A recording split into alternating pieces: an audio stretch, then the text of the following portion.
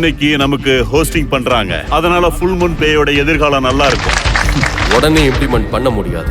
உங்களோட கையெழுத்து இல்லாம ஒண்ணுமே பண்ண முடியாது. இவர் உங்ககிட்ட இருந்து எல்லாத்தையும் வாங்கிட்டு அவர் கோடிக்கணக்கில் சம்பாதிச்சிட்டு இருக்காரு. இஷ்டத்துக்கு பேசினா உன் மூஞ்சி முகரெல்லாம் பேந்துரும். பாத்துக்கோ.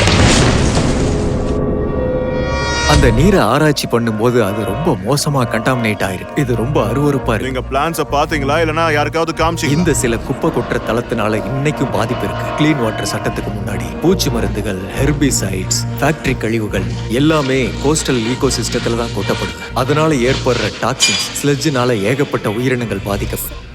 சுற்றுச்சூழல் ஸ்டாண்டர்ட்ஸை உயர்த்தி இருக்கு. இருந்தாலும் இந்த பிரச்சனை நாம சுத்தப்படுத்துற சூழ்நிலையில மட்டும்தான் இருந்துட்டு இருக்கு. அந்த கடற்கரையில அது ரொம்ப உக்கிரமா மாறிக்கிட்டு இருக்கு. அதை கண்டுபிடிச்சிருக்காங்க. என் பின்னாடியே வாங்க. ஒரு வீடு அளவுக்கு பெருசா இருந்தாலும் 2 அடிக்கு முன்னாடி இருக்கிறது தெரியாது. அங்க போகும்போது என்னது அது?